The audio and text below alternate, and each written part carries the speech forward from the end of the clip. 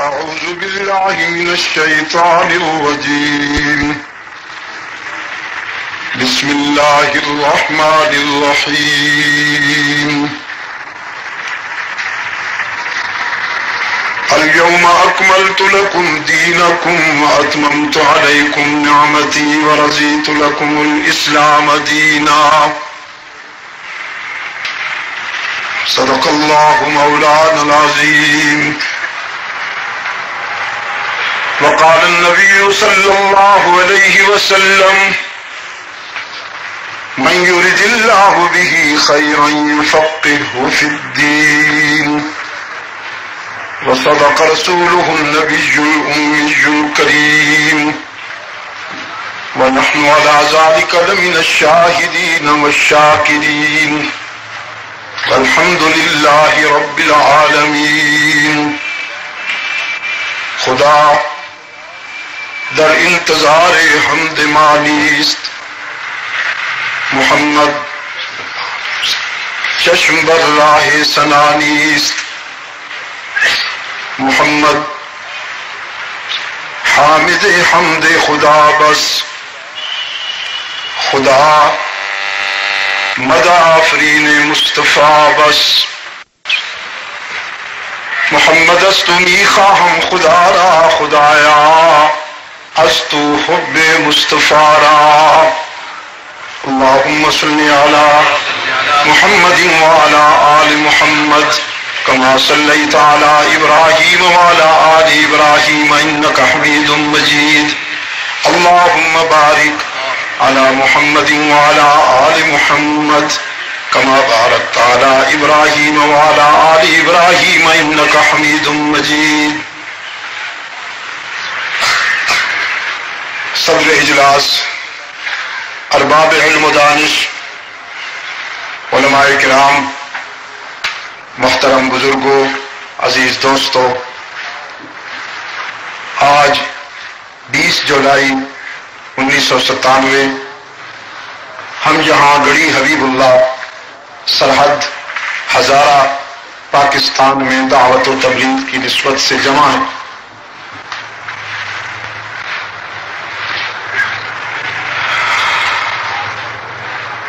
سیرت اور وہ بھی سرور کائنات کی. میں کہا کرتا ہوں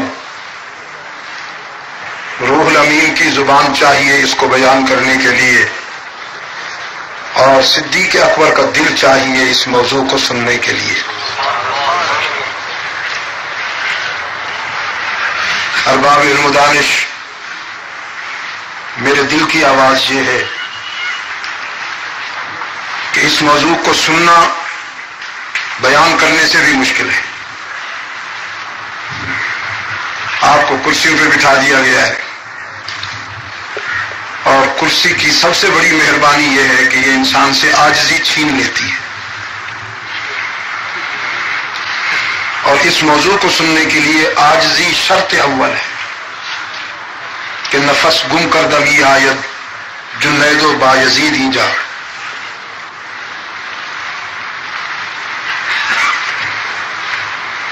میرے گرامی قدر بزرگوں اور عزیز دوستوں،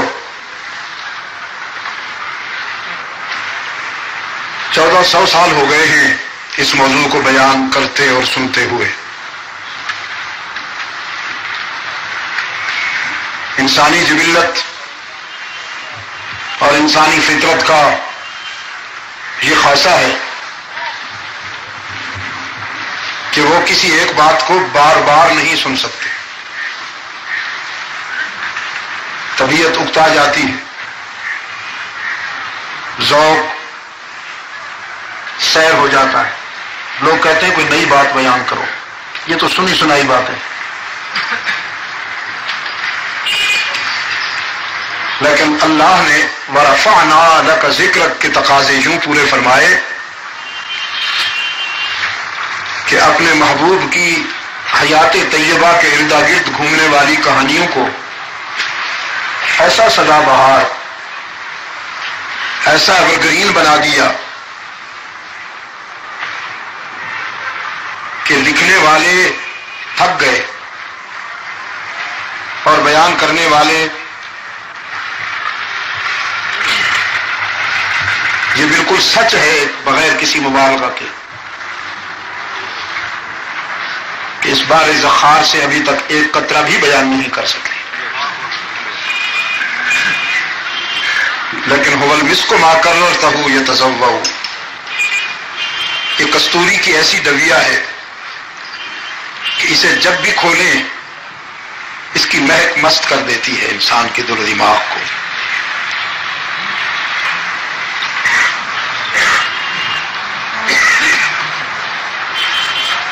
امریکہ کی ایک ریاست ہے ٹیکساس، اس کا دارالحکومت ہے صوبائی ہیوسٹن، بہت بڑی لائبریری ہے وہاں کی یونیورسٹی سے وابستہ۔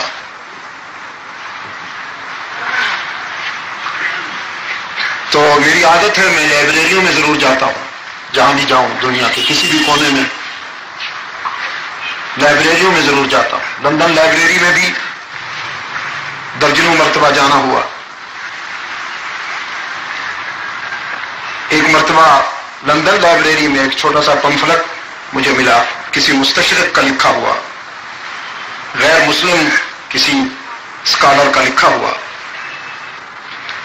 آپ حیران ہوں گے اس کے تجزیے پر اور اس کے تبصرے پر، جس طرح اللہ کے رسول صلی اللہ علیہ وسلم کا اکل و شرب تھا وہی کھانا پینا اپنا لیا جائے، تو اس مستشرق نے لکھا ہے موت کا تو کوئی علاج نہیں، لیکن مجھے صاف نظر آ رہا ہے چونکہ وہ ڈاکٹر بھی ہے کہ انسان کا جسم تمام بیماریوں سے محفوظ رہے گا۔ پھر اس نے مثالیں دی کہ اللہ کے رسول صلی اللہ علیہ وسلم نے کبھی چھنا ہوا آٹا استعمال نہیں فرمایا۔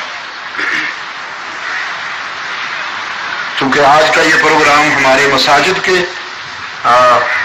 ائمہ حضرات کی تنظیم کی طرف سے، اور یہ چونکہ رہنما ہے قوم کے، ان سے لوگوں نے سیکھنا ہوتا ہے، یہ جیسے ہوں گے مقتدی ویسے ہی ہوں گے۔ یہ اس گلشن کے مالی ہیں،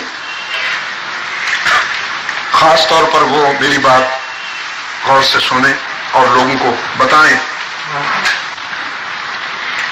چھنا ہوا آٹا کبھی استعمال نہیں فرمایا، گندم کم جو زیادہ استعمال فرمایا۔ جو انسانی باڈی میں جو حدت ہے، ہیٹ ہے، اس کا اضافہ کر دیتا ہے، ٹھنڈک پہنچاتا ہے۔ جو کا آٹا بھی انچھنا استعمال فرمایا۔ کھانا طلب کے وقت کھایا، اور ابھی کچھ طلب باقی ہے کہ ہاتھ اٹھا لیا۔ کبھی مسالے والا سالن استعمال نہیں فرمایا۔ یہ دلی والوں نے ہمیں چسکا لگا دیا کہ جس طرح کی ہماری ہانڈی بنتی ہے، اللہ کی شان ہے اگر کوئی بچا رہے، ورنہ وہ ہانڈی ہی کافی ہے، کسی اور پوائزن کی ضرورت ہی نہیں، کسی اور زہر کی ضرورت ہی نہیں۔ اللہ کے رسول صلی اللہ علیہ وسلم نے جب بھی گوشت کا استعمال فرمایا اس کے دو طریقے تھے، تیسرا کوئی طریقہ نہیں، یا اسے ابال کر استعمال فرمایا یا اسے انگاروں پہ بھون کا استعمال فرمایا۔ کبھی فرائی نہیں کیا، کبھی اسے مرچوں میں اور ہلدی میں اور ان مصیبتوں میں ڈال کر، یہ کبھی نہیں ہوا۔ سبزیاں آپ صلی اللہ علیہ وسلم نے زیادہ پسند فرمائی، سبزی میں کدو کو زیادہ پسند فرمایا۔ پھر اس نے کوئی تقریباً 18 صفحات اس کی کدو کی خصوصیات پہ لکھ مارے کہ یہ کیا چیز ہے۔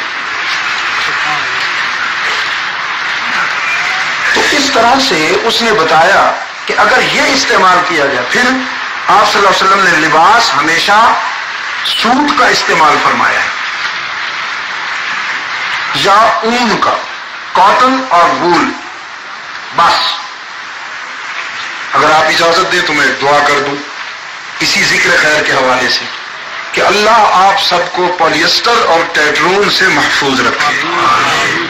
یہ ایک مستقل بیماری ہے، یورپ والے اس کو گارمنٹ پوائزن کہتے ہیں، لباس کا زہر، پلاسٹک ہے نا، یہ ربڑ کا، یہ جو پولیسٹر اور ٹیٹرون سے لباس بنتا ہے یہ ربڑ ہے، اور ربڑ کے لفافے میں اگر آپ ہاتھ ڈال دیں تو تھوڑی دیر کے بعد پسینہ ہو جائے گا، اس لیے کہ ان نیچرل ٹمپریچر، غیر فطری درجہ حرارت مسلط رہے گا، جتنی ہوا آنی چاہیے آنے نہیں دے گا، اور جتنی حرارت خارج ہونی چاہیے وہ خارج نہیں ہونے دے گا۔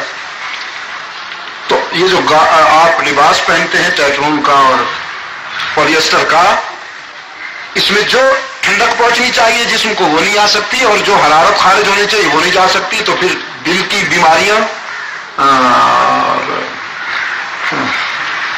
بی پی کا اپسیٹ ہونا، شوگر کا ہونا، نگاہ کا کمزور ہونا، اور سب سے بڑھ کر دماغ کا غیر متوازن رہنا، چڑچڑاپن پیدا ہونا، بات بات پہ غصہ آنا، کہاں تو حوصلے کی بات، کہاں تو صبر کی بات۔ اللہ کے رسول صلی اللہ علیہ وسلم کی سیرت کا ایک اسلوب ہو سکتا ہے تو لکھ لیجئے، دل کی لوح پر بھولنے نہ پائے۔ ابن تیمیہ رحمۃ اللہ علیہ نے بڑی پیاری بات کی ہے، فرمایا اس آسمان کی آنکھوں نے اور زمین کی نظر نے اللہ کے رسول کو کبھی مستعل نہیں دیکھا، محزون دیکھا، مغموم دیکھا، لیکن کبھی اشتعال میں نہیں دیکھا۔ اس آسمان کی آنکھوں نے اور زمین کی نگاہوں نے اشتعال میں کبھی نہیں دیکھا۔ آگے لکھتے ہیں مکہ والے ستا ستا کے تھک گئے، جو کچھ کر سکتے تھے کر لیا، کہ کبھی یہ شخص غصے میں تو آئے، لیکن وہ ترس گئے یہ دیکھنے کے لیے کہ وہ رحمت عالم کو کبھی اشتعال میں نہیں لا سکے۔ تو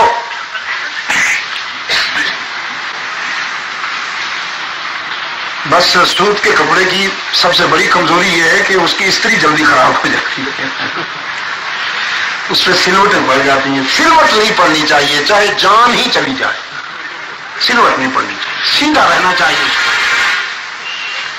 تو اگر آپ کو پسند آئے تو میری درخواست ہے کہ سوت کا لباس اپنائیے، کہ یہ سنت بھی ہے، عافیت بھی ہے۔ بھائی عافیت تو ساری سنتوں میں ہے، یہ بات بالکل طے ہے، عافیت ساری سنت، اتباع رسول میں عافیت ہے بس، اور کسی راستے میں سلامتی نہیں ہے،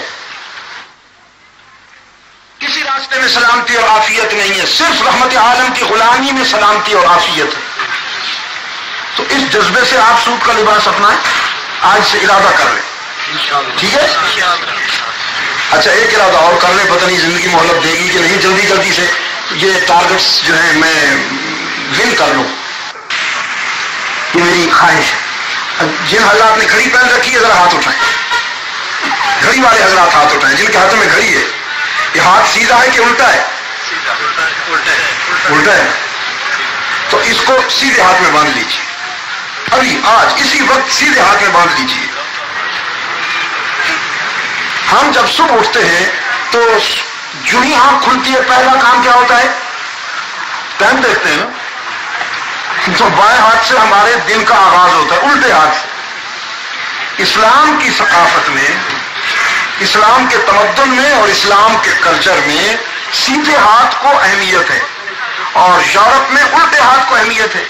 تو رحمت عالم صلی اللہ علیہ وسلم کی اتباع اور آپ صلی اللہ علیہ وسلم کی غلامی کے جذبے سے آج سے یہ بھی ارادہ اور عمل شروع کر دیجئے کہ گھڑی اگرچہ سنت تو نہیں ہے، یہ ضرورت وقت ہے، لیکن ہم اس ضرورت کو سنت کے مطابق استعمال کریں گے اور دائیں ہاتھ میں باندھیں گے، ٹھیک ہے؟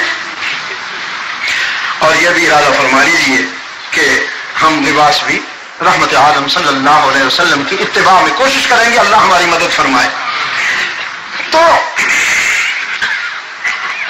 پیش نظر کتاب اللہ کا جو حصہ ہے اس کی بنیاد پر میں چند باتیں آپ سے کہوں گا، لیکن یہ عرض کر دوں کہ آج جو ہم گفتگو کر رہے ہیں یہ دو حصوں پر مشتمل ہوگی۔ اس کا ایک حصہ یہاں بیان ہوگا اور ایک حصہ زندگی رہی تو انشاءاللہ دلولا میں بعد مغرب کے اس میں ہوگا، اس کے لیے آپ کو زحمت کرنی پڑے گی وہاں تشریف لے جانے کی۔ الیوم اکملت لکم دینکم وَأَتْمَمْتُ عَلَيْكُمْ نِعْمَتِي وَرَضِيتُ لَكُمُ الْإِسْلَامَ دِينًا.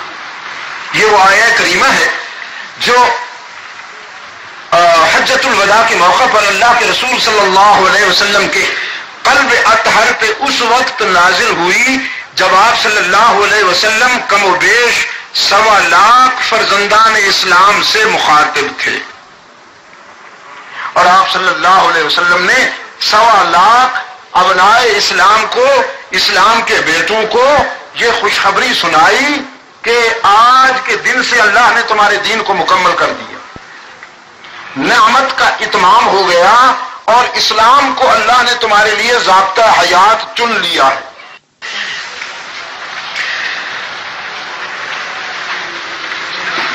تو تمہیں مبارک ہو، دین کے تکمیل کی مبارک ہو، نعمت کے اتمام کی مبارک ہو۔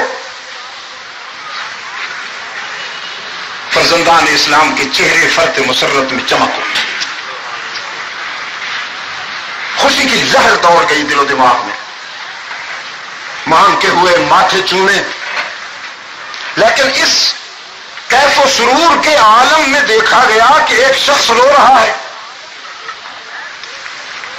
اب یہ رونے والا کوئی معمولی آدمی ہوتا تو اسے اگنور کر دیا جاتا، لیکن اتفاق یہ کہ رونے والا وہ شخص ہے کہ اسلام میں جس کی مسکراہٹیں بھی معیار ہیں، جس کے آنسو بھی معیار ہیں،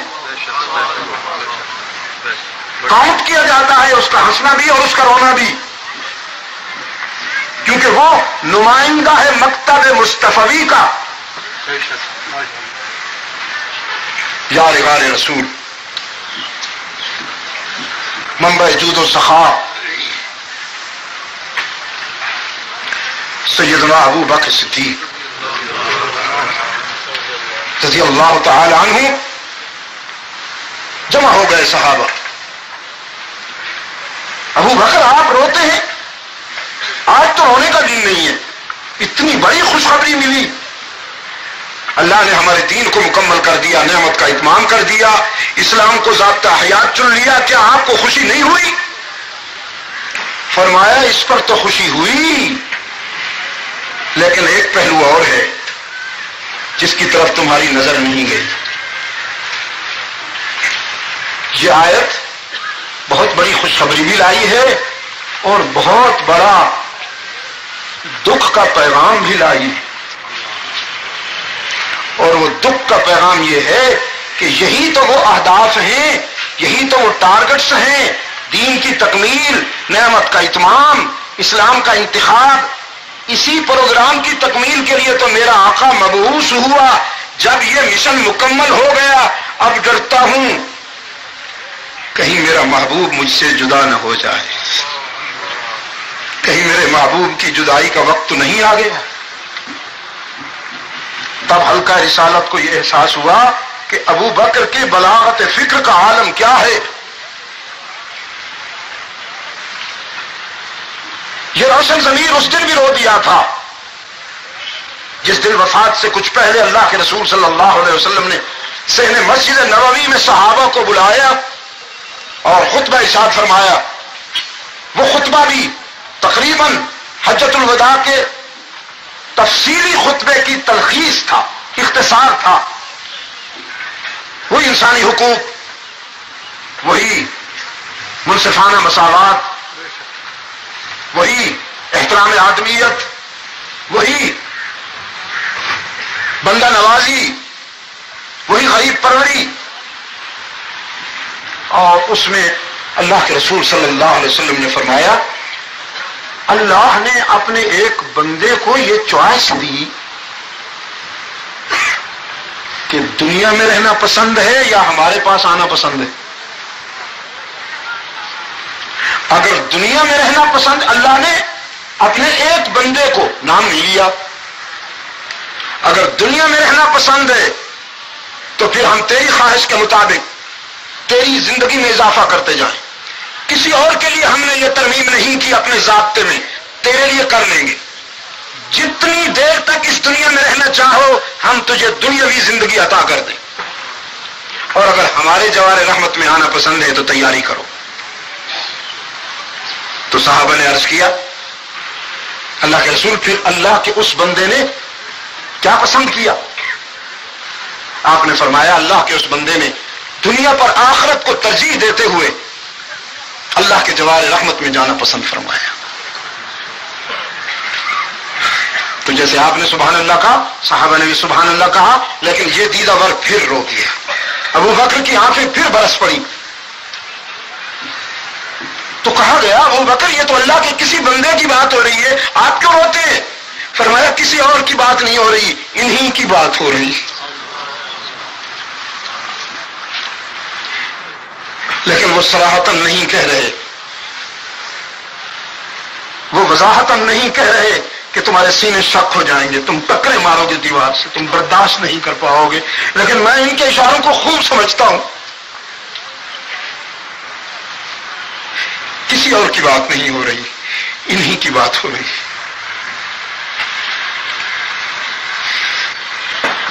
ارباب المدانش یہی پیکر صدق و وفا،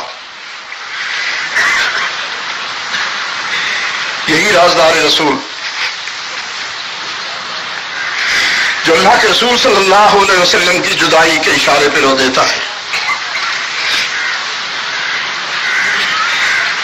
جو اللہ کے رسول صلی اللہ علیہ وسلم کی جدائی کے کنائے پہ رو دیتا ہے. جس دن رحمت عالم صلی اللہ علیہ وسلم نے وفات پائی، اس دن کسی ابو بکر سے زیادہ مضبوط اور مستحکم کوئی نہیں تھا.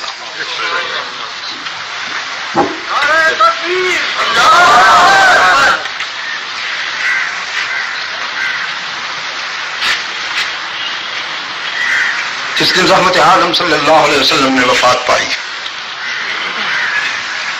وہ کوئی معمولی دن ہے؟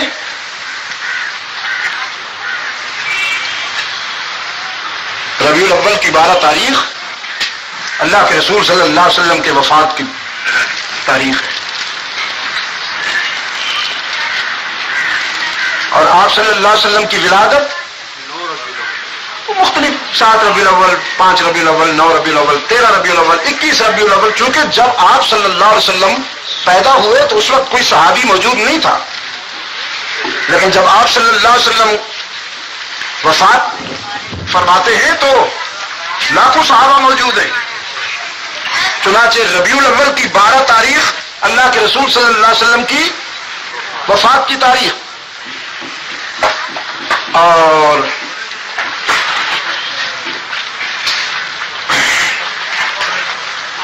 علماء کرام،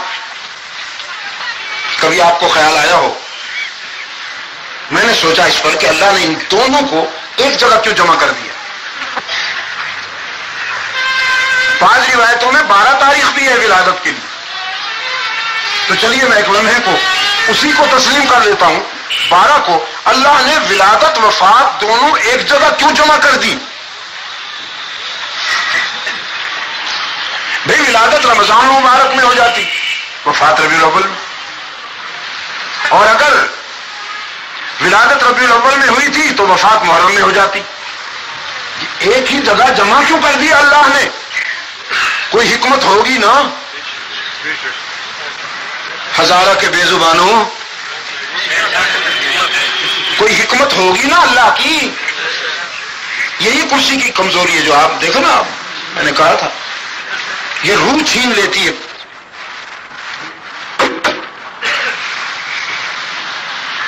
بہت حضور قلب و نظر کے ساتھ بیٹھیے آپ. اگر کبھی زندگی میں پھر آنا ہوا، ہاں مولانا قاضی صاحب، تو یہ کرسیاں نہیں رکھنے دوں گا. ان کو فرش پہ بٹھائیے، نیچے وہ بچھائیے دریاں، ان پر چادریں، اور اس پہ بٹھائیے عاجزی کے ساتھ انشاءاللہ. تو کوئی حکمت ہوگی نا اللہ کی، دونوں کو ایک جگہ کیوں جمع کر دیا؟ تو وہ حکمت جو میری سمجھ میں آئی ہے میں بیان کر دیتا ہوں، اس پر غور کرتے رہیے گا، اپنے ضمیر کی عدالت میں پیش کر کے اس پہ غور کرتے رہیے گا. رحمت عالم صلی اللہ علیہ وسلم کی ولادت دنیا کی سب سے بڑی خوشی ہے. ولادت کا دن انسانی تاریخ میں سب سے بڑا خوشی کا دن، اس سے بڑا خوشی کا دن مجھے کوئی نظر نہیں آتا. اگر آپ کی سمجھ میں آئے تو بتا دیجیے. تاریخ انسانی میں سب سے بڑا خوشی کا دن وہ ہے جس دن رحمت عالم پیدا ہوئے. اٹ از کنفرم، یہ بالکل طے ہو گیا. تاریخ انسانی میں سب سے بڑا خوشی کا دن وہ ہے جس دن رحمت عالم صلی اللہ علیہ وسلم پیدا ہوئے. اور تاریخ انسانی میں سب سے بڑا غم کا اور دکھ کا دن وہ ہے جس دن آپ صلی اللہ علیہ وسلم نے وفات پائی. It's also confirm. جس دن آپ صلی اللہ علیہ وسلم نے وفات پائی، حسنین کی آہیں سنی نہیں جا سکتی تھی. مدینہ کے در و دیوار سے آنسو ٹپک رہے تھے، روح کائنات سوگوار تھی. اور سیدہ فاطمہ فرما رہی تھی رضی اللہ تعالی عنہا، سبت علی مصائب لو انہا سبت علی الایام سن لیالیا. میرے بابا جان کی موت نے جو میرے دل و دماغ پر غم توڑے ہیں اور صدمے ڈھائے ہیں، اگر ان غموں کا کچھ حصہ چمکتے ہوئے سورج کے پڑ جائے تو ہمیشہ کے لیے اندھیروں میں ڈوب جائے، اس کی روشنی ختم ہو جائے. یہ 12 ربیع الاول کی کیفیت ہے. اللہ نے ان دونوں کو اس لیے جمع کر دیا کہ میلاد میں خوشی کی انتہا ہے اور وفات میں غم کی انتہا ہے. ہو سکتا ہے کبھی کوئی انسانی طبقہ میلاد کی خوشی میں جذبات پہ قابو نہ رکھ سکے اور بے قابو ہو کر جشن منانے پہ آ جائے. ہو سکتا ہے کوئی انسانی طبقہ آپ صلی اللہ علیہ وسلم کی وفات کے غم میں جذبات پہ قابو نہ پا سکے اور ماتم کرنے پہ آ جائے. تو اللہ نے ان دونوں کو ایک جگہ جمع کر دیا. میلاد کی خوشی میں اگر جذبات بے قابو ہونے لگے تو وفات کا غم سامنے آ جاتا ہے، اور وفات کے دکھ میں اگر جذبات بے قابو ہونے لگے تو میلاد کی خوشی سامنے آ جاتی ہے. میلاد ماتم نہیں کرنے دیتا اور وفات جشن نہیں منانے دیتی.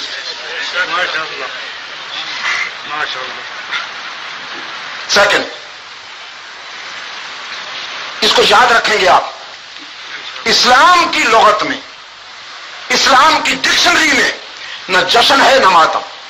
دعوت فکر دیتا ہوں،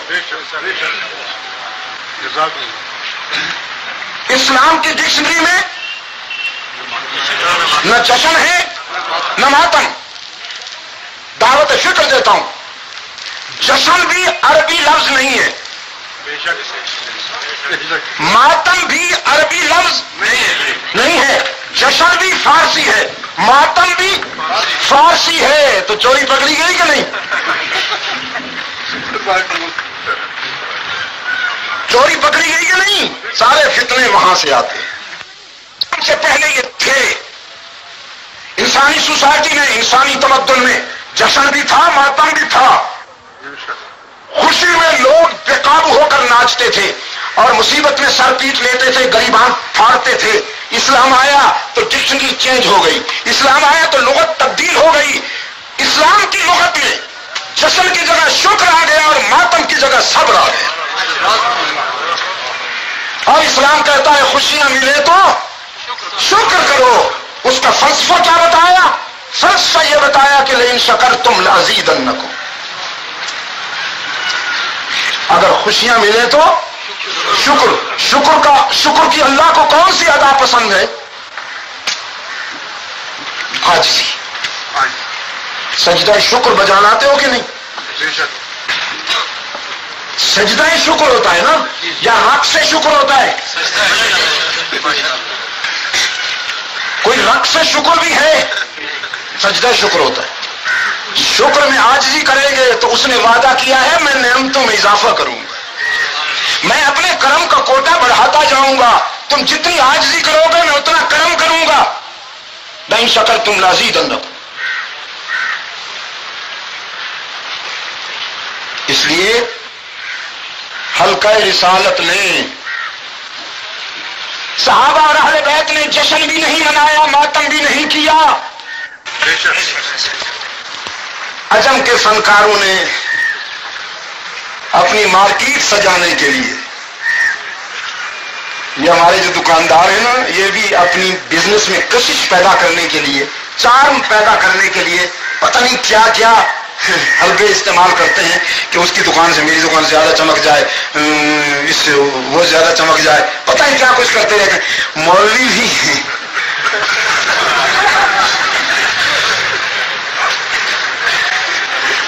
It's only business. Only business. اسلام میں کوئی برتھ ڈے نہیں ہے، نوٹ اٹ، کوئی برتھ ڈے اسلام میں نہیں ہے۔ سالگرہ منانا مسلمانوں کی تہذیب و تمدن کی علامت نہیں ہے، عیسائیوں کی تہذیب و تمدن کی علامت ہے۔ کرسمس ڈے عیسائیوں کی ثقافت ہے، میری ثقافت نہیں ہے۔ اسلام میں عیدیں صرف دو ہیں۔ اسلام میں عیدیں کتنی ہیں؟ اونچی، تین، ایک، جزاکم اللہ۔ اگر میں کہوں کہ نہیں تین، مانو گے؟ شاباش۔ اگر تم نے نہ مانا نا تو پھر میری بھی اور آپ کی بھی سلامتی اور عافیت یقینی ہو گئی، اس لیے کہ آپ میری کوئی وہ بات ماننے کو تیار نہیں ہے جو رحمت عالم کی سنت کے خلاف ہے۔ میں بڑا عالم صحیح، بڑا پتہ نہیں کیا کہتے رہتے ہیں یہ لوگ محبت میں،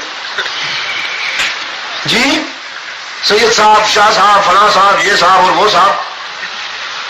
بنگال میں ایک جگہ ہے، میں دوستوں کو بتا رہا تھا، سید پور، یہ وہ جگہ جہاں حضرت مدنی کی توہین کی گئی، بنگال کے دامن میں حضرت مدنی کی توہین کی گئی، اس کی آہ لگی، وہ پوری بستی شرک و بدعت میں مبتلا ہو کر ہندوؤں کی طرح دکانوں کے آگے انہوں نے بنا رکھے ہیں، وہ اجمیر شریف کے نقشے اور اسپیک سامنے آتے ہیں، پہلے پھول ڈالتے ہیں، پھر اگربتیاں جلاتے ہیں، پھر سامنے کھڑے ہو جاتے ہیں،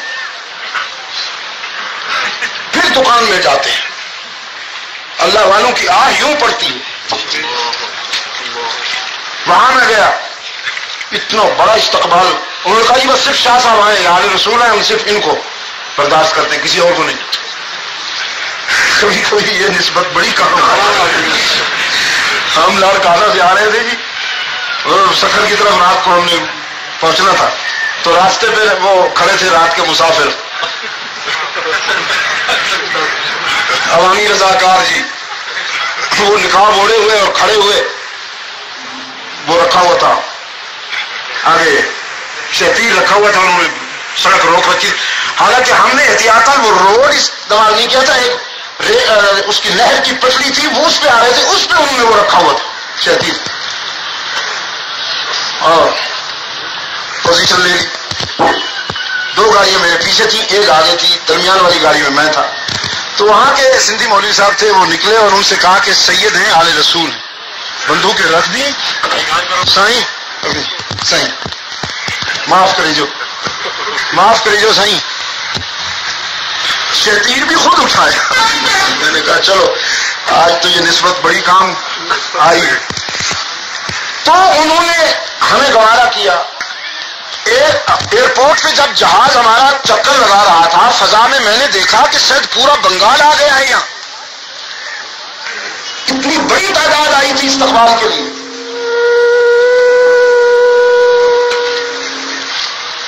تو جہاز جب رکا تو زینے سے لے کر VIP لاؤنج تک پگڑیاں، ٹوپیاں، دوپٹے، چادریں بچھا رکھے تھے کہ ان کے اوپر چل کے آئیں گے حضرت۔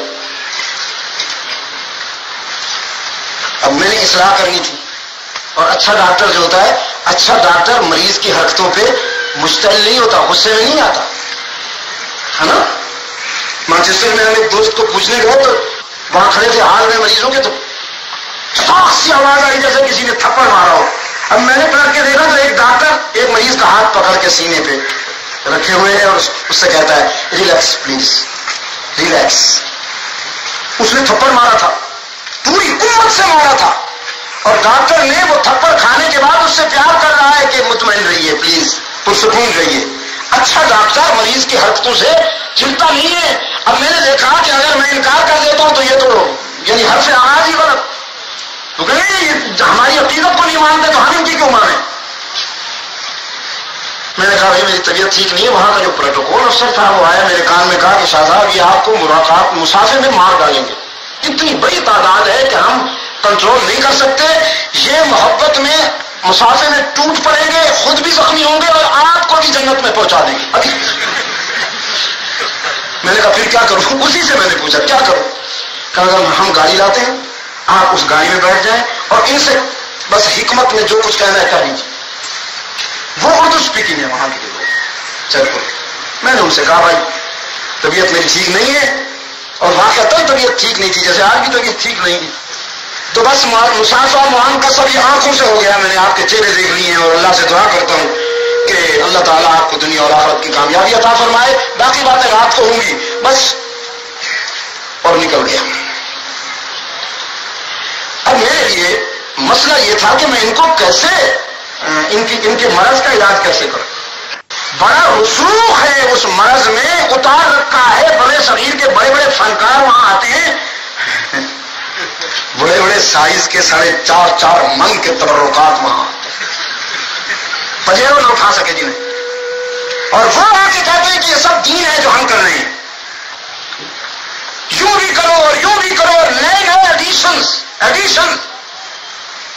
تو اس نقطے پر میں نے ان کو اللہ کے فضل و کرم سے بات منوائی کہ بھئی کامیابی اللہ کے رسول کی اتباع میں اور غلامی میں ہے. بس ہر وہ عمل جو رحمت عالم کی سنت سے مختلف ہے, جو رحمت عالم کے اسوہ حسنہ سے مختلف ہے, وہ چاہے دیکھنے میں کتنا خوبصورت کیوں نہ ہو لیکن قابل قبول. دین میں وہ عمل نہیں چلے گا.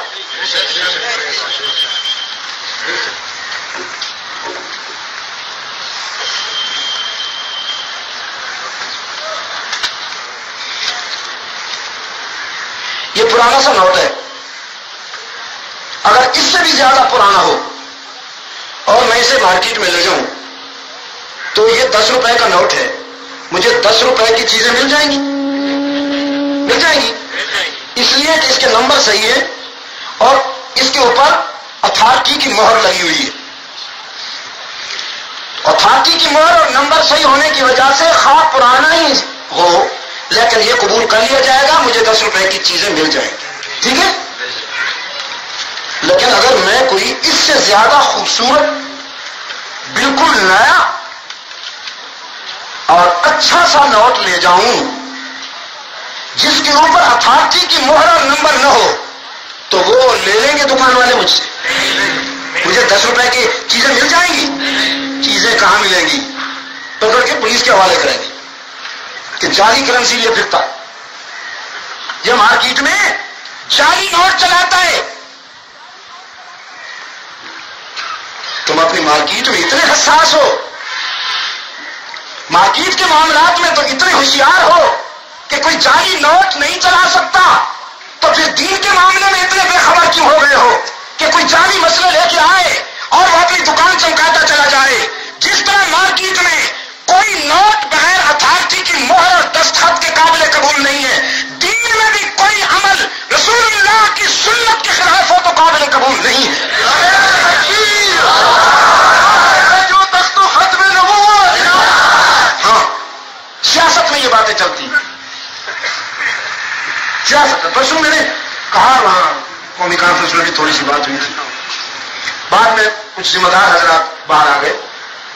انہوں نے کہا حضرت آپ جا رہے ہیں, ایک بات بتا کے جائیے, خدا کے لیے ہمیں ایک بات بتا کے جائیے کہ یہ فرقہ واریت کا جن ہم بوتل میں کیسے ڈالیں, یہ جو باہر نکل آیا ہے اس کو ہم واپس کیسے ڈالیں. میں نے کہا فرقہ واریت سے سیاست نکال دو, خدا کی قسم اسی دن یہ سانپ مر جائے. یہ ساری مصیبت سیاست کی ہے, دین کو ایکسپلائٹ کیا جا رہا ہے سیاست میں. ایک دن ہری پگڑی باندھ کے آتے ہیں, دوسرے دن ووٹ لینے آ جاتے ہیں. واٹ از دس؟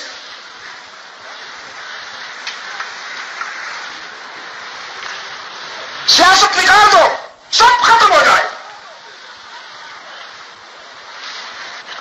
میرے گرامی قدر دوستو, حضرات صحابہ نے جشن بھی نہیں منایا, حضرات اہل بیت نے ماتم نہیں کیا,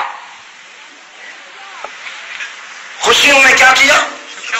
شکر کیا. یاد رکھو گے نا, اللہ آپ کو سلامت رکھے اور دونوں جہانوں میں عزت نصیب فرمائے.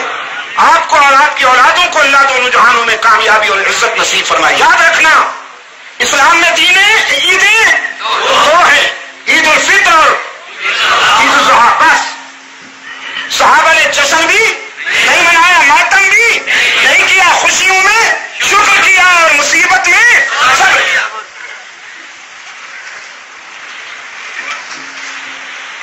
فاروق اعظم رضی اللہ تعالیٰ عنہ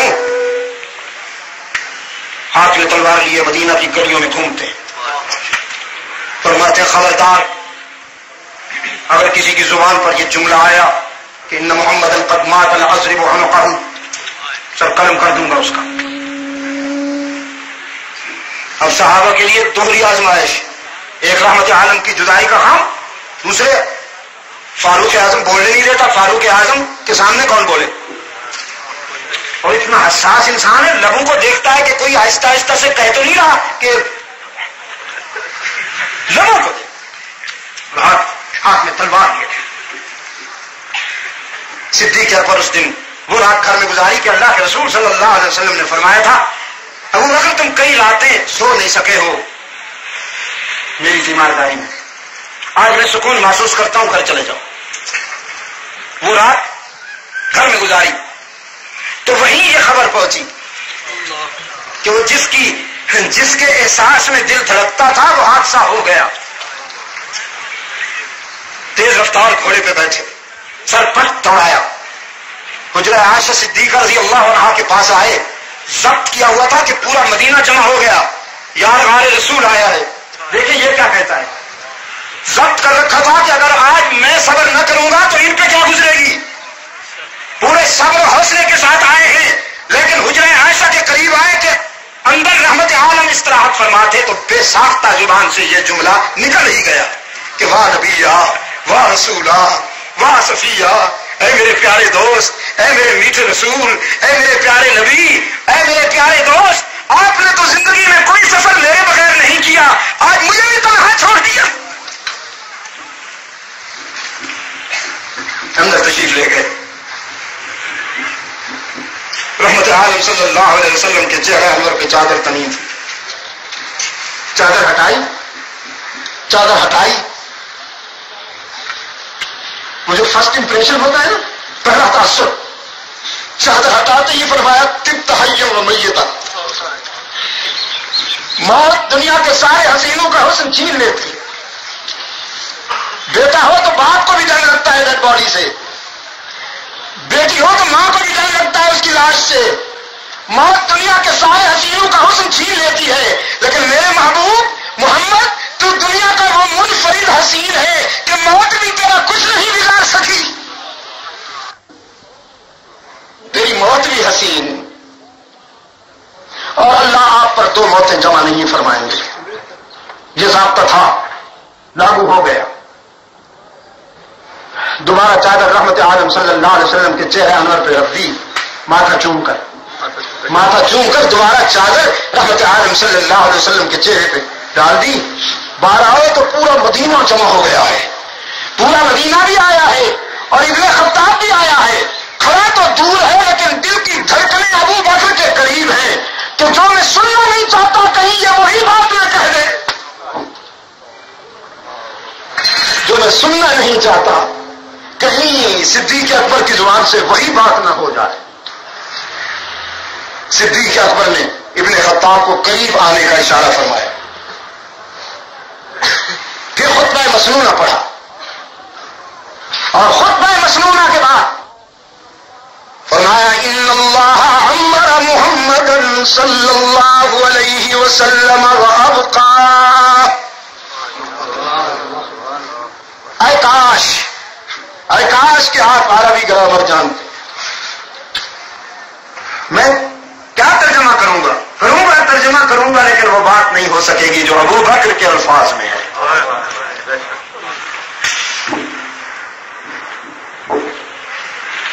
اور حوصلہ بھی دیکھیے نا، دوستی کا یہ عالم، محبت کا یہ عالم، پیار کا یہ عالم کہ خود سرور کائنات صلی اللہ علیہ وسلم فرماتے ہیں میری پوری امت کی عقیدت اور محبت ابو بکر کی محبت کا مقابلہ نہیں کر سکتی.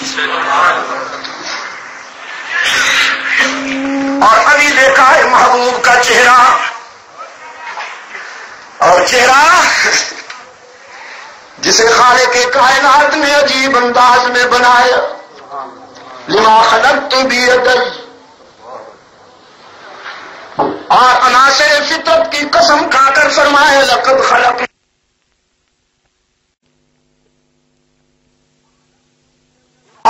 بیدی، اور عناصر فطرت کی قسم کھا کر فرمایا لقد خلقنا الانسان فی احسن تقویم. یہ انسان پہ جب الف لام ہے نا، الانسان، یہ بہت کچھ کہہ گیا، یہ بہت کچھ کہہ گیا. ساری کائنات کو اللہ نے لفظ کن سے بنایا. اذا اراد شیئا ان یقول له کن فیکون. کن فرمایا آسمان بلند ہو گیا، کن کہا زمین بچھ گئی، کن کہا ہوائیں چلنے لگی، کن کہا بادلوں کے قافلے رواں دواں ہو گئے، کن کہا نظام صبح و شام منظم ہو گیا، کن کہا گلشن مہکنے لگے، کن کہا سبزے لہکنے لگے، مختلف بولیوں میں اناجل چہکنے لگے، آسمان کے دامن میں ستارے چمکنے لگے، کن کہا سمندر موجزن ہو گئے، کن کہا دریا متلاطم ہو گئے، کن کہا صبح کے جبین پر روشنی آ گئی، کن کہا شام کا چہرہ اندھیرے میں مغلوب ہو گیا، کن کہا جنت مچل گئی، کن کہا جہنم ابلنے لگی. یہ پوری کائنات لفظ کن کا مظہر ہے. ساری کائنات کو اللہ نے کن کے حکم سے بنایا، لیکن جب اپنے محبوب کی تخلیق کا وقت آیا وہاں کن نہیں. فرمایا سب سے پہلے مشیت کے انوار سے نقش روئے محمد بنایا گیا صلی اللہ علیہ وسلم. یہ حضرت نانوتوی ہیں، کوئی پیشہ شاعر نہیں ہے، کوئی بازار کی جنس. دارالعلوم دیوبند کے بانی قاسم العلوم والخیرات محمد قاسم نانوتوی ہیں. اور شاعر شعر و سخن میں مبالغہ نہ ہو تو رنگ نہیں بھرتا. شعر و سخن میں مبالغہ بڑی ضروری چیز ہے، لیکن یہ شاعر ہو تو مبالغہ ہو، یہ تو عاشق صادق ہے. سب سے پہلے مشیت کے انوار سے، مشیت الوہیت نا، مشیت، اور مشیت کے کیا معنی؟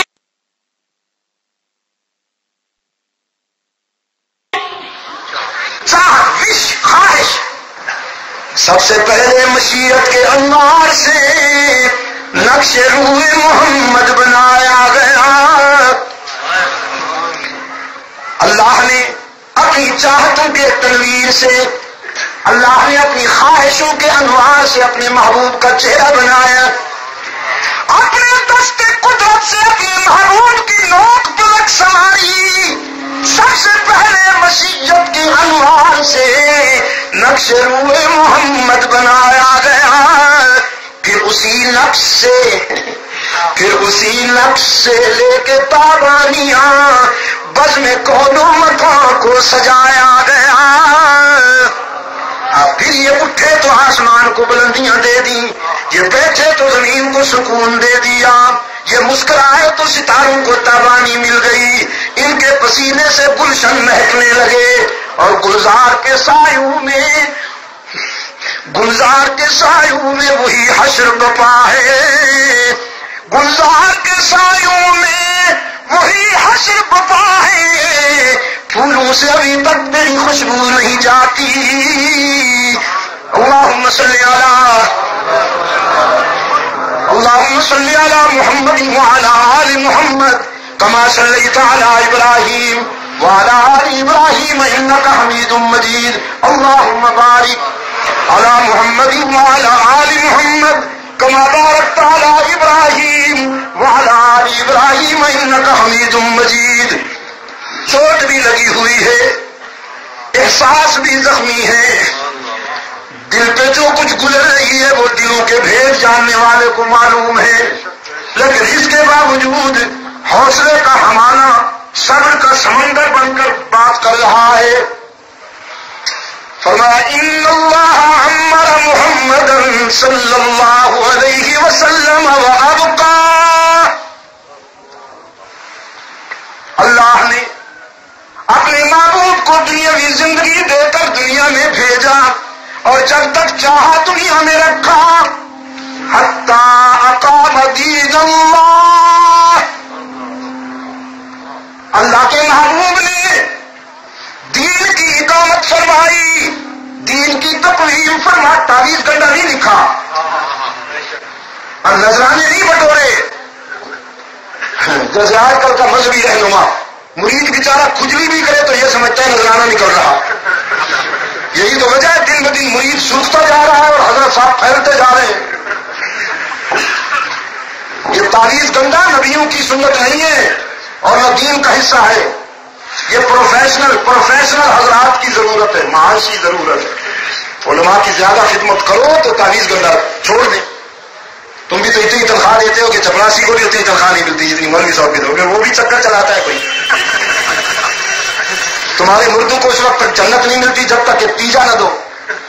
گھر کی جنت اس وقت تک نہیں ملتی جب تک کہ ساٹا نہ بناؤ. اور بے شک لا رہے جنت اس وقت تک نہیں ملتی جب تک نوئی صاحب کو 40 روپے کی دیگ نہ کھلاؤ. نہیں دو گے زیادہ تنخواہ تو اسی طرح لوٹے گا وہ بھی تمہیں.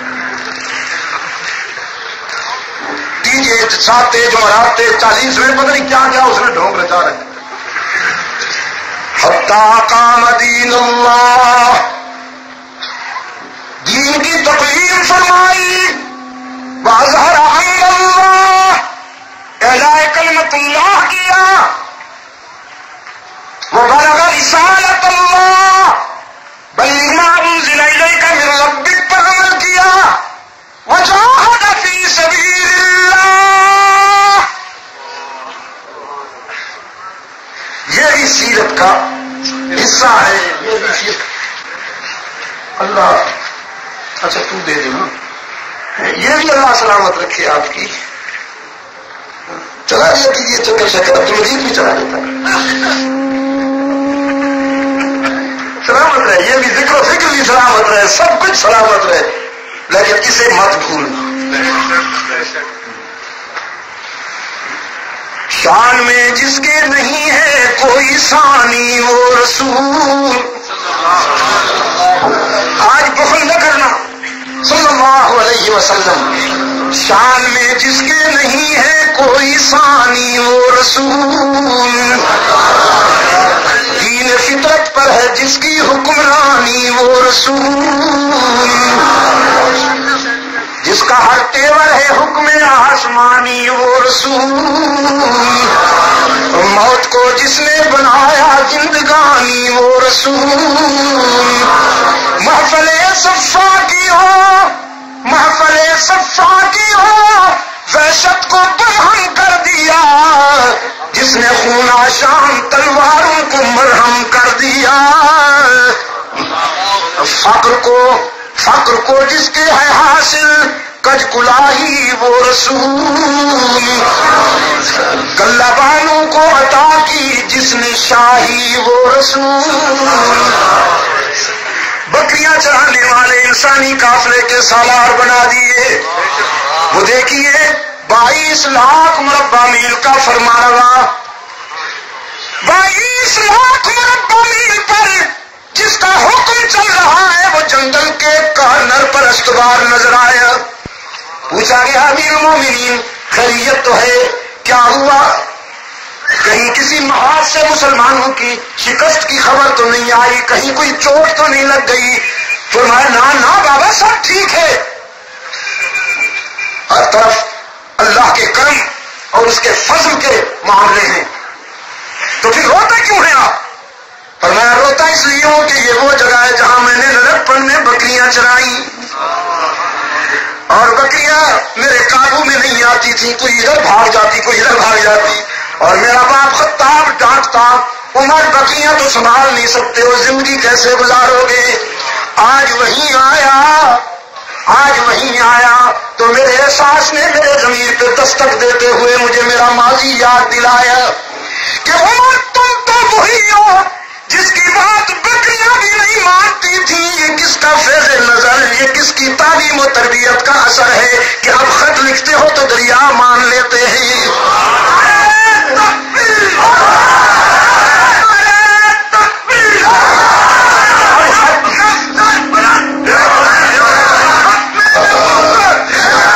اب پیغام دیتے ہو تو ہوائیں لیے پھرتی ہیں، پاؤں کی ٹھوکر لگاتے ہو تو زلزلے تھم جاتے ہیں، پانی کی ایک لب پھینکتے ہو تو شعلے گلزار بن جاتے ہیں. گلہ بانو کو عطا کی جس نے شاہی وہ رسول، فقر کو جس کے ہے حاصل کج کلاہی وہ رسول. گلہ بانو کو عطا کی جس نے شاہی وہ رسول، اور زندگی بھر جو رہا بن کر سپاہی وہ رسول. زندگی بھر جو رہا بن کر سپاہی وہ رسول، جس کی ایک سانس قانون الہی وہ رسول.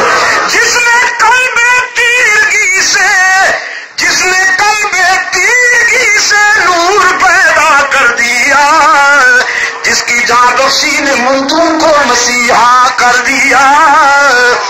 اللہم صلی علی محمد وعلی آل محمد کما صلیت علی ابراہیم وعلی آل ابراہیم انک حمید مجید. اللہم بارک علی محمد وعلی آل محمد کما بارکت علی ابراہیم وعلی آل ابراہیم انک حمید مجید.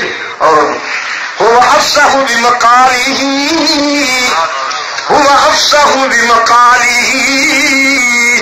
هو اکمل بنواله هو اعظم بجلاله هو افقد بمثاله هو حامد ومحمد هو ماجد وممجد، وہ بشیر بھی وہ نذیر بھی وہی آپ اپنی نذیر بھی، وہ وسیم بھی وہ جسیم بھی، وہ خلیل بھی وہ کلیم بھی، وہ زمین پہ شاہ بھی فقیر بھی، اور عرش پہ اور فلک پہ عرش مسیر بھی، وہی اکمل الحسنات بھی، وہی احسن الدرجات بھی، وہی اکمل الحسنات بھی ہے. اسی کا فیض جہان میں ہے، اسی کا فیض جہان میں، وہ نماز میں وہ اذان میں.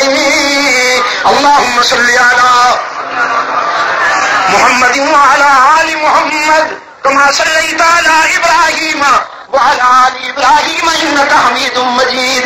اللہم بارک علی محمد وعلی آل محمد کما بارکت علی ابراہیم وعلی آل ابراہیم انک حمید مجید. ہاں، ایک لمحہ بھی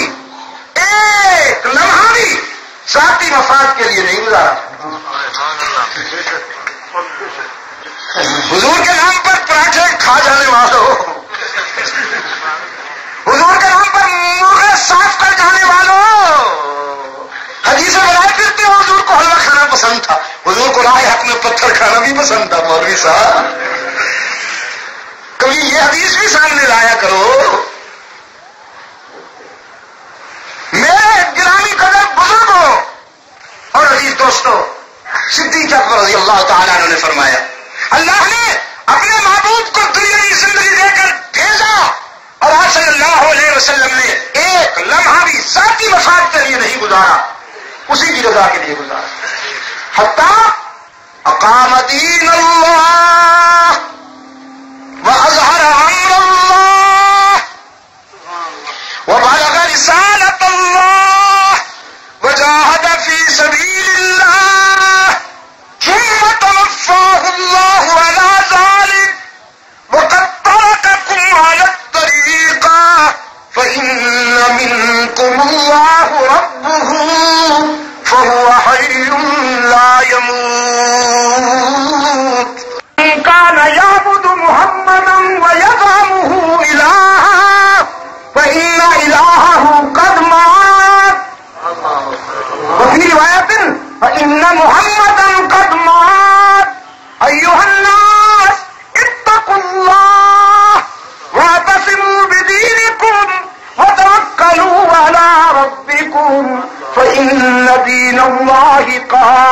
قائم وإن كتاب الله بين أظهرنا هو نور وشفاء قال تعالى كل نفس ذائقة الموت وقال تعالى كل من عليها فان ويبقى وجه ربك ذو الجلال والإكرام. باقی صحابہ کی آنکھیں بھی برس رہی ہیں، بس صرف آنسو آنسو، اور زبان پر یہ آیتیں جاری ہے. آپ کی طرح چپ کر کے نہیں سن رہے، ساتھ پڑھتے جا رہے ہیں. صدیق اکبر فرماتے ہیں اتر چکی تھی آیتیں، ساری یاد تھی ہمیں، لیکن آج ابو بکر کی زبان پر اس موسمیت سے آئی کہ ہمیں محسوس ہوا جیسے ابھی نازل ہو رہی. کل من علیہا فان وَيَبْقَى وَجْهُ رَبِّكَ ذُو الْجَلَالِ وَالْإِكْرَامِ وَقَالَ تَعَالَى وَمَا جَعَلْنَا لِبَشَرٍ مِّن قَبْلِكَ الْخُلْدَ وَقَالَ تَعَالَى إِنَّكَ مَيِّتٌ وَإِنَّهُم مَّيِّتُونَ وَقَالَ تَعَالَى وَمَا مُحَمَّدٌ إِلَّا رَسُولٌ قَدْ خَلَتْ مِن قَبْلِهِ الرُّسُلُ أَفَإِن مَّاتَ أَوْ قُتِلَ انقلبتم على أعقابكم ومن ينقلب على عقبيه فلن يضر الله شيئا. اب فاروق اعظم کی آنکھوں سے بھی رکا ہوا سیلاب جاری ہو گیا، اور یقین کر لیا اگر یار غار رسول بھی کہتے ہیں تو پھر یہ سچ ہی ہے نا. صدیق اکبر نے قریب بلا کے سینے سے لگا لیا، فرمایا میرے بھائی عمر حقیقت تب صحیح لیکن حقیقت ہے، اور یہ ماننا پڑے گا کہ محمد عربی ہمارا معبود ہے، معبود نہیں.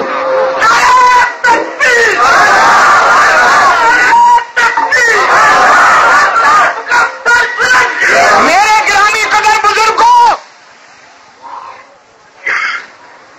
ابن تیمیہ فرماتے ہیں آج صدیق اکبر کے صبر و حوصلے نے ایسے موڑ پر امت کے فکر کو سنبھالا کہ اگر ان کی استقامت سامنے نہ آتی تو نہ معلوم اس امت کا کیا حال ہوگا. فرمایا وہ کبھی نہیں مرے گا جو پیدا بھی نہیں ہوا. جو پیدا ہوتا ہے وہ ایک دن دنیا چھوڑنے کے لیے پیدا ہوتا ہے، ایک دن اس پر موت کا ذائقہ اسے چکھنا ہے. معبود پر موت نہیں آئے گی. ہمارا دل تو نہیں چاہتا، جو دل پہ گزر رہی ہے وہ میں کیا بتاؤں، لیکن یہ حقیقت ہے کہ رحمت عالم صلی اللہ علیہ وسلم اپنی پاکیزہ اور مبارک زندگی کامیابی کے ساتھ گزار کر اللہ کی جوار رحمت میں چلے گئے. اب رونا دھونا نہیں ہے، اب ہم نے اللہ کے رسول صلی اللہ علیہ وسلم کی امانتوں کو سنبھالنا ہے. اب ہم نے اللہ کے رسول صلی اللہ علیہ وسلم کے پروگرام کو سنبھالنا ہے. دشمن طاق میں بیٹھا ہے، دشمن طاق میں بیٹھا ہے کہ کوئی ان کا ویک پوائنٹ ملے، کوئی ان کی کمزوری نظر آئے تو وہ ہم پہ وار کرے. ہم دشمن کو موقع نہیں دیں گے. گڑی حبیب اللہ والوں، محسوس نہ کرنا، ایک بات کہتا ہوں، آج وطن عزیز میں جو کچھ ہو رہا ہے، وطن عزیز میں جو کچھ ہو رہا ہے آج، میں سچ کہتا ہوں اس میں ہماری حماقتوں کے ساتھ ساتھ پہلے یہی بات کہتا ہوں، دشمن کے مستند ایجنٹ یہ آگ لگا رہے ہیں. آپ نے کبھی غور کیا کہ جو تقریب کا راستہ اختیار کرتے ہیں وہ وی آئی پی بن جاتا ہے؟ جب تک آپ تعمیر کریں گے تو کوئی پوچھے گا نہیں، جب تقریب پہ آئیں گے تو لینڈ کروزر، کرشن کو، پیٹنٹ ہونڈے، ہلا بلا، ہوٹر کے پیچھے. میں ان سے پوچھتا ہوں یہ تقریب کاروں کو اتنا پروٹوکول دیتے ہیں، یہ ملک و ملت کی کون سی خدمت کر رہے ہیں؟ مرنا تو نہ بدبخت کو اگر کوئی اس کو مارتا ہے تو ایسی چیز کو بچانا چاہیے. یا اگر وہ کہتا ہے میں شہید ہو رہا ہوں تو جاؤ جنت میں جاؤ، بلا سے غیر کو جنت ہی کیوں نہ مل جائے، مگر یہاں سے تو غارت کرے خدا اس کو. یہ ہے بات کیا؟ یعنی کوئی لاجک ہے اس کا؟ کوئی سمجھ میں آنے والی بات ہے؟ تعمیر کرو گے تو کوئی پوچھے گا بھی نہیں. وہ مولوی صاحب پڑھ کے آئے 15-20 سال پڑھ کے آئے, بیٹھے ہوئے گھر میں کوئی پوچھتا نہیں. سوچ کر تھوڑی دن کے بعد کہنے لگے فتویٰ دے دیا, کتے کے بچے کو جب تک آنکھیں نہ لگے اس وقت تک حلال ہے. لوگوں نے کہا کم وقت, آج کہتا ہے جب تک آنکھیں نہ لگے, کل کہے گا جب تک وہ چلنے پھرنے نہ لگے, پھر کچھ دن کے بعد کہے گا جب تک وہ کاٹنے نہ لگے اس وقت تک حلال. یہ تو کتا کھلا ہوا کم بات. اب ایسی بات ہے, اس شہر والے نے اس شہر والوں سے کہا, اس شہر والوں نے اس شہر والوں سے کہا, پورے علاقے میں آگ کی طرح خبر پھیل گئی. فلاں مولوی صاحب نے فتویٰ دیا ہے کتے کا بچہ جب تک آنکھیں نہ کھولے حلال. لوگوں نے کہا کم وقت تو نے یہ کہاں سے لیا, یہ کہاں کون سی فقہ ہے؟ انہوں نے کہا میری اپنی فقہ ہے, میں وقت کا امام ہوں, یہ میرا اپنا اجتہاد. میں ثبوت کہتا ہوں, ثبوت اگر ہوں صرف اشہاد دوں, ایسے نہیں دوں گا. سب کو بلاؤ, اپنے فاضل علماء کو لاؤ, میں ان کے سامنے ثابت کروں گا. کوئی بات ہے. تاریخ مقرر ہو گئی, بڑے بڑے فاضل تشریف لائے, اتنے لوگ جمع ہوئے کہ آسمان کی آنکھیں حیران ہو گئی. اتنے لوگ جمع ہوئے, کم بس دیکھے تو صحیح کتے کے بچے کو کیسے حلال کرتا. اسٹیج پر جب آیا لوگوں سے کہنے لگا جانتے ہو مجھے؟ لوگوں نے کہا ابلیس سے زیادہ جانتے, تجھے نہیں جانتے. کہا بس یہی بات تھی, اتنے سال پڑھتا رہا ہوں, واپس آیا ہوں, کوئی پوچھتا بھی نہیں تھا. باقی کتا تو حرام ہی ہے, چاہے وہ چھوٹا ہو بڑا ہو, آنکھیں کھلے یا نہ کھلے, حرام ہوتا ہے. لیکن کم از کم مجھے کوئی رسپانس تو دو, مجھے جانا تو صحیح. یہ جناب یہ روح ہے اصل, جس کو اور کوئی وہ نہیں ملتا, کوئی طریقہ ہی نہیں آتا قوم اور ملک کی خدمت کا, وہ یہ راستہ اختیار کرتا ہے, تفریق. میرے عزیز دوستوں, قانون نازک چیز ہوتا ہے, قانون بڑی نازک چیز ہوتی ہے. قانون میں تبدیلی کرنے والا, قانون کو ہاتھ میں لینے والا نہ ملک کا وفادار ہے نہ قوم کا وفادار ہے. قانون کو ہاتھ میں لینے والے کے لیے کوئی نرمی نہیں ہوا کرتی. میں ٹھیک کہہ رہا ہوں؟ آپ نے جو قانون بنایا ہے, آپ پر اس کی حفاظت فرض ہے, آپ اس کی حفاظت کیجیے. اگر آپ اس کی حفاظت نہیں کریں گے تو قوم کے سامنے بھی اور اللہ کے سامنے بھی آپ کو جواب دہ ہونا ہے. اس احساس کو مت بھولیے. آپ اپنے بنائے ہوئے قوانین کی حفاظت میں حساس ہیں تو پھر اللہ اور اس کے رسول کی شریعت بھی لاوارث نہیں. جہاں تک رحمت عالم صلی اللہ علیہ وسلم کی بات ہے تو سنیے, اللہ ان کے بغیر ملتا ہی نہیں, کوئی ڈائریکٹ نہیں. یہ موحد سے بھی کہہ دو, جس کی توحید قابو میں نہیں آتی نا, جس کا عقیدہ توحید قابو میں نہیں آتا, اس سے بھی کہہ دو اللہ رحمت عالم کی غلامی کے بغیر نہیں.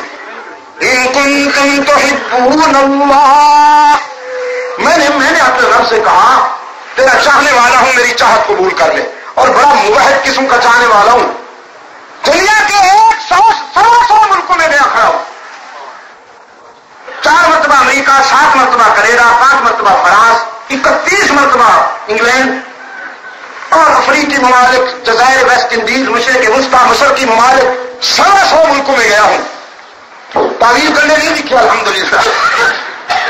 جہاں بھی گیا ہوں, 11 مرتبہ ہندوستان کا دورہ کیا, 14 سفر سالانہ بنگلہ دیش کے کر چکا ہوں. اور بنگلہ دیش میں جو کچھ ہوتا ہے آپ کے پاس. راول پنڈی سے میرے عزیز آئے ہیں بنگلہ دیش کی, اس سال دسمبر کی کانفرنس, 3.5 لاکھ انسان میرے سامنے تھا, اور نواکھالی میں 150 ہارن لگائے گئے تھے, پورا شہر جلسہ دار تھی. آپ سمجھے؟ اور وہاں جو کیفیت ہوتی ہے وہ آپ کو پتہ چلے گا اس کو سن کر. تو میں نے اپنے رب سے کہا پوری دنیا میں نے جا کے تیرا پیغام پہنچایا اور تیرے بندوں سے منوایا انسانی جبین کی عاجزیوں کے لیے سچا مسجود کون؟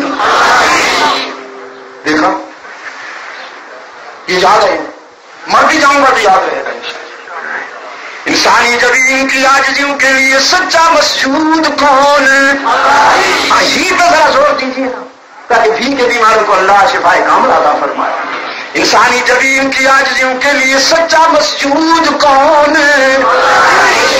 انبیاء اور رسول کی عظمت سر آنکھوں پر، اولیاء اللہ کی کرامت اور عظمت سر آنکھوں پر، اہل تقویٰ کا تقویٰ سر آنکھوں پر، مجاہدین و شہداء کا جہاد و شہادت سر آنکھوں پر، سب کی عظمت علی الراس والعین، لیکن سجدے کے لائق کون؟ انسانی جبین کی عاجزیوں کے لیے سچا مسجود کون؟ ہر جگہ موجود کون؟ علام الغیوب کون؟ کارساز و دستگیر کون؟ حاجت روا و مشکل کشا کون؟ مشکل کشا کون؟ اللہ ہی، اللہ بھی. شاہ جی رحمت اللہ علیہ کبھی کبھی وہ بھی عجیب باتیں کر جاتے تھے. فرمایا کرتے تھے میں نے ایک حسین دیکھا، میں نے ایک حسین دیکھا جس کے حسن کی تعریف روح الامین کی زبان سے یوں سنی کہ قلبت مشارق الارض و مغاربها، قلبت مشارق الارض و مغاربها، میں نے دنیا کے سارے مغرب سارے مشرق گھومے ہیں. جبرائیل حضرت آدم سے رحمت عالم تک آنا پڑا، جانا پڑا، فرش تارش وزعرش تا فرش، ڈیوٹی ہی ایسی تھی. قرائے عرض کے سارے کونے، سارے مغرب سارے مشرق میں نے دیکھے، اور دنیا کے سارے حسین سارے جمیل دیکھے. سب سے بڑے حسین کون ہوتے ہیں؟ انبیاء. یہ مجھے ان سے پوچھنا، آپ نے مقتدیوں سے پوچھنے دیجیے نا، آپ کیوں بولتے ہیں؟ اگر مجھے پتا چلے کہ آپ نے کیا پڑھا رکھا ہے. یہ تو بول و براز کی بوریوں کو حسین بنائے پھرتے ہیں، جن میں کم زیادہ وہ سب سے زیادہ حسین بنے پھرتے ہیں. انبیاء سب سے زیادہ حسین ہوتے ہیں. حسن یہ باڈی سے تعلق نہیں رکھتا، فکر اور کردار سے تعلق رکھتا ہے. موٹی آنکھیں گدھے کی بھی ہوتی ہیں اور سفید چمڑی کسی اور کی بھی ہوتی ہے. فرمایا میں نے دنیا کے سارے حسین سارے جمیل دیکھے. قلبت مشارق الارض و مغاربها، میں نے دنیا کے سارے کونے سارے مشرق سارے مغرب دیکھے، سارے حسینوں کو سارے جمیلوں کو دیکھا. لم ارى احدا احسن اجمل من محمد صلی اللہ علیہ وسلم، لیکن رب العزت کی قسم میں نے محمد سے بڑھ کر کوئی حسین نہیں دیکھا.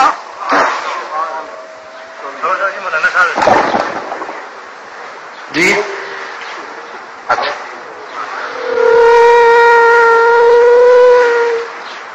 بس ایک ہی انداز میں اس کو رہنے دیجیے اور دور ہو جائیے. آپ اس کو چھوڑ دیں گے تو پھر میں بات کروں گا. نہیں ایسا نہیں ہوگا.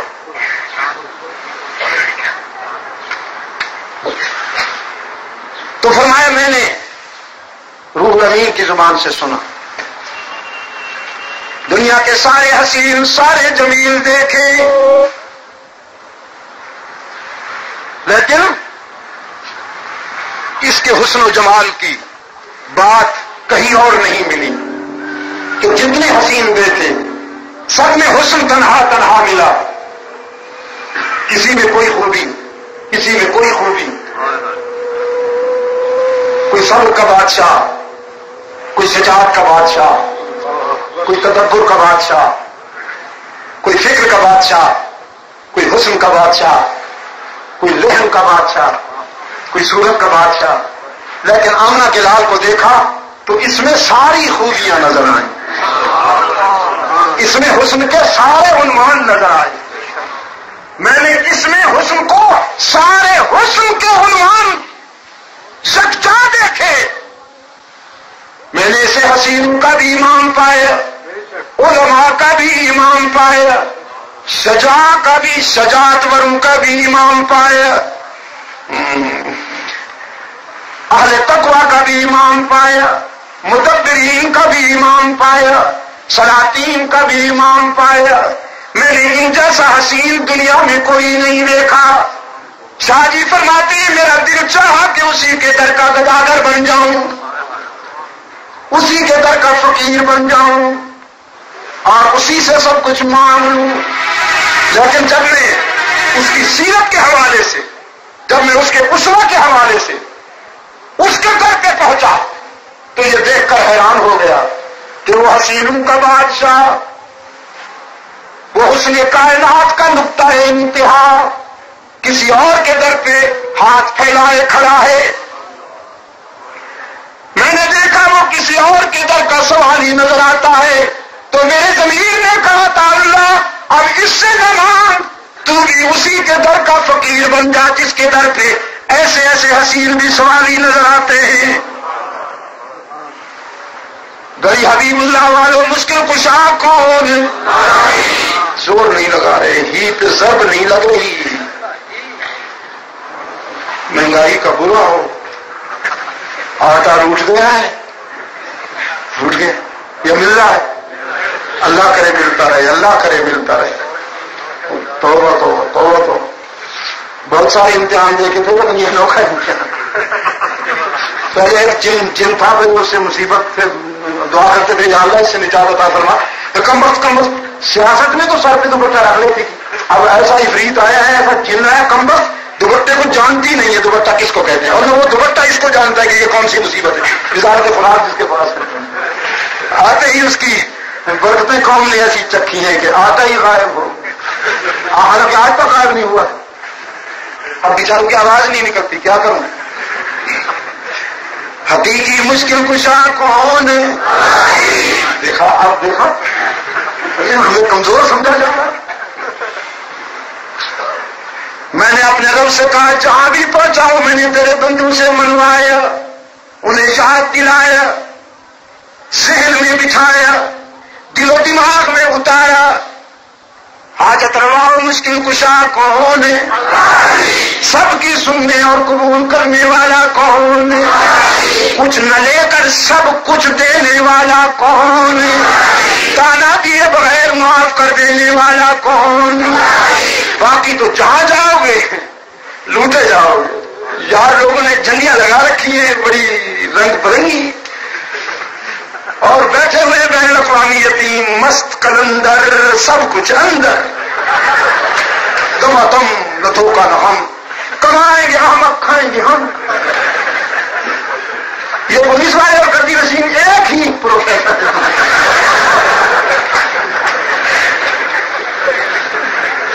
کچھ لے کے آؤ گے تو کچھ لے کے جاؤ گے، خالی ہاتھ آؤ گے تو خالی ہاتھ جاؤ گے۔ ان کو پولیس والوں کو بھی اس دن بھی میں نے کہا کہ وزیر صاحب سے اس سلسلے میں بات ہوئی، ہوا یہ کہ ایک جہلم کے پل سے گزرنے لگے تو آ گئے ہمارے پولیس کا دوست، کاغذات نکالا، میں نے کہا کہ آپ جلدی جانا ہے، جلدی جانا ہے، ہم لیٹ، بارش ہو رہی تھی۔ کہتے حضرت میں آپ کی وجہ سے نرمنگ کر رہا ہوں ورنہ یہ تو گاڑی تو چالان کرنے کے قابل ہے۔ ڈرائیور نے 20 روپے نکالے اس کو دے دیے، سارا مسئلہ، نہ کاغذات کی بات رہی نہ چالان کی بات رہی اور نہ کوئی غیر قانونی، جو کچھ بھی تھا سب ٹھیک ہے۔ تو میں نے اس سے کہا کہ ان کی تنخواہیں بڑھاؤ۔ فاروق اعظم رضی اللہ تعالیٰ عنہ نے پولیس کا محکمہ بنایا، یہ پولیس کا محکمہ جو ہے شکریہ ادا کیا کرے، دعائیں کیا کرے عدل و حریت کے استاد دار کو کہ یہ محکمہ انہوں نے بنایا، لیکن تنخواہ کیسے؟ پوچھتے تھے ہر شخص سے کہ تو کتنے افراد کا کفیل ہے،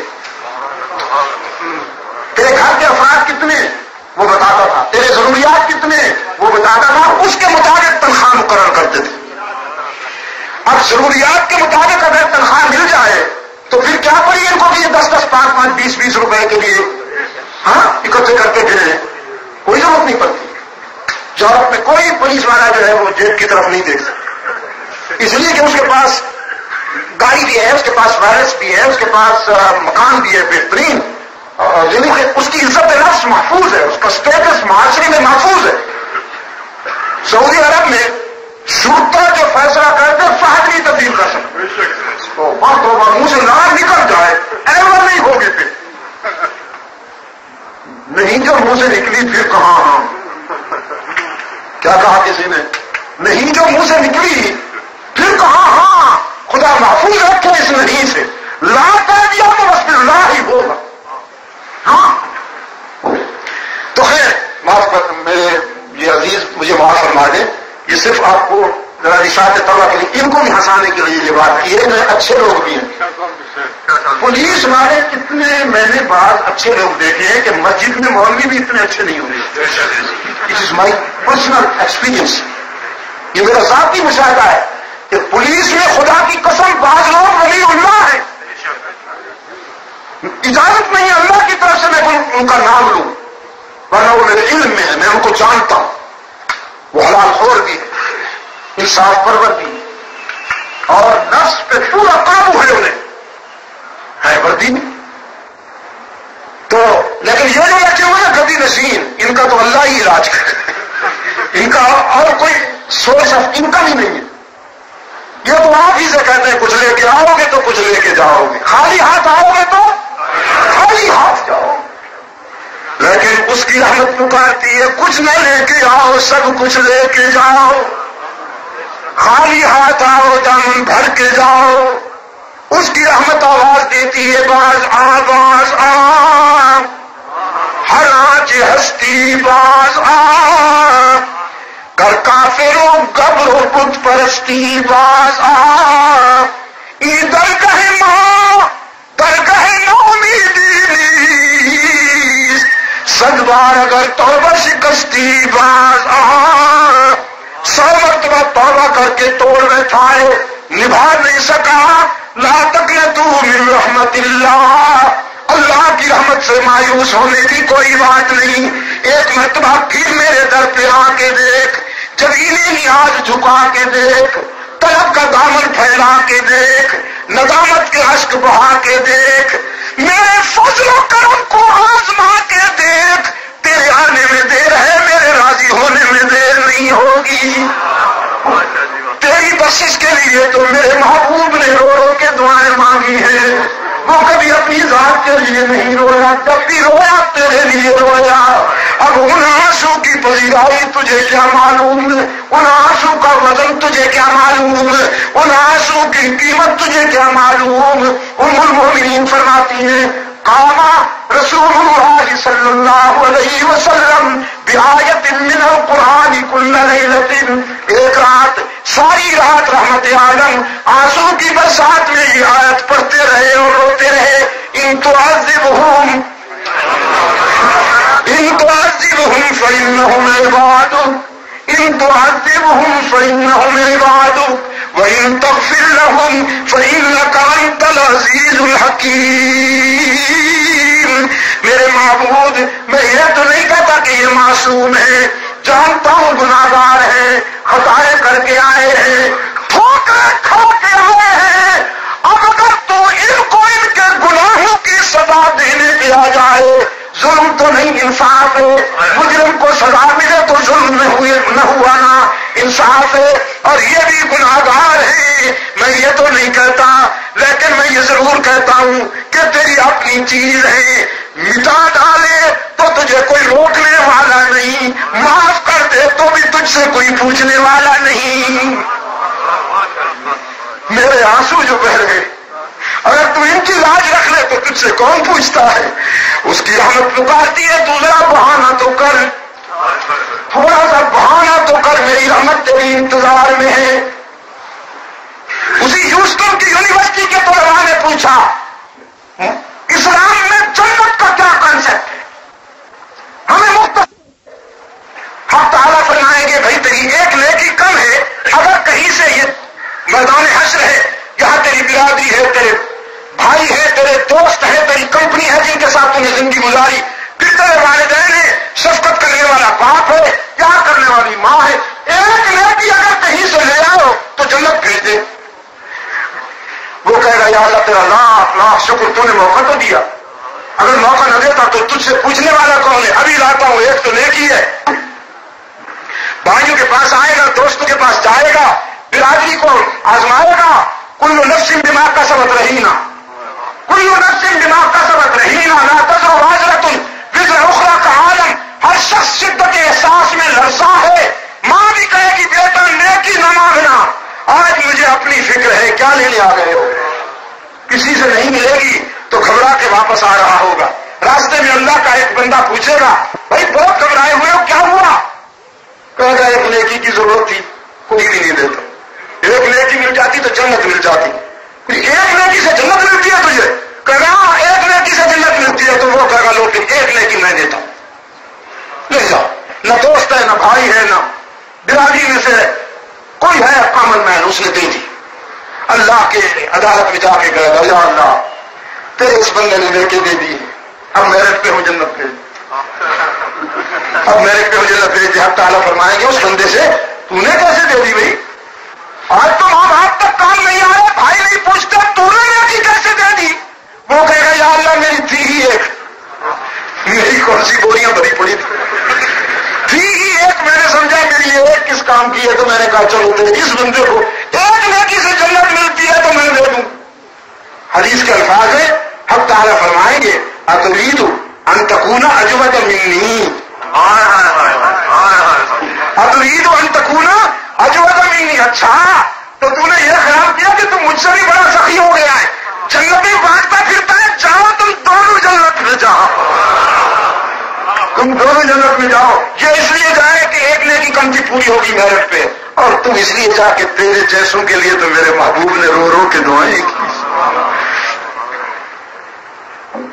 میرے گرامی قدر بزرگوں، عزیز دوستوں، میں نے اپنے رب سے کہا میں نے تیرے بندوں سے جہاں گیا ہوں یہی منوایا ہے کہ سجدے کے لائق کون، نگاہ پکار کے لائق کون. تو پھر تو مجھے اپنا بنا لینا یا اللہ، میری چاہت کو قبول کر لینا، میرا محبوب بن جا. فرمایا تو مجھ سے محبت کرنا چاہتا ہے؟ میں نے عرض کیا ہاں. فرمایا تو پھر تو مجھے محبوب بنانا چاہتا ہے تو میرا ایک محبوب ہے، پہلے ادھر جاؤ. یا اللہ پہلے ان سے محبت کرو. فرمایا محبت کرو، ان کنتم تحبون اللہ فاتبعونی. محبت تم کیا کرو گے ان سے؟ محبت تو صرف میں کر سکتا ہوں. ان سے محبت تو صرف میں کر سکتا ہوں کہ جس کے ہاتھ قدم کے لیے یہ ساری انجمن سجائی میں نے.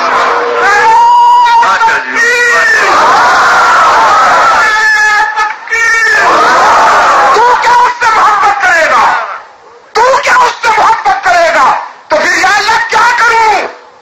فرمایا ان کنتم تحبون اللہ فاتبعونی. ان کے در پہ جا کر ان کا توق غلامی اپنے گلے میں ڈال لو، ان کے غلام بن جاؤ.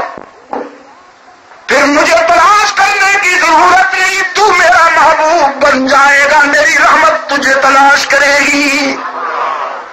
کو میں اس کے محبوب کے در پہ پہنچا.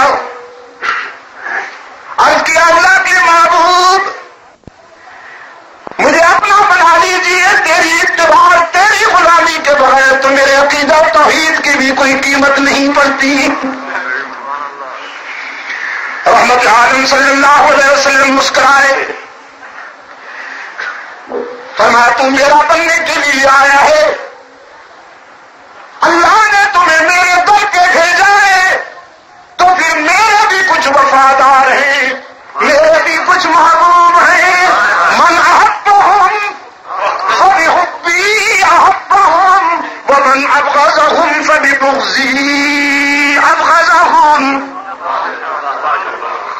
پہلے ان کے قدموں میں جاؤ، ابوبکر کو اپنا بناؤ، فاروق کو اپنا بناؤ، عثمان کو اپنا بناؤ، علی سے یاری لگاؤ، حسنین کریمین کو اپنا بناؤ، سعد بن ابی وقاص، خالد بن ولید، معاویہ بن ابی سفیان کو اپنا بناؤ، اگر انہوں نے تمہیں اپنا بنا لیا تو پھر میری تلاش کی ضرورت نہیں، تو میرا ہے میں تیرا ہوں۔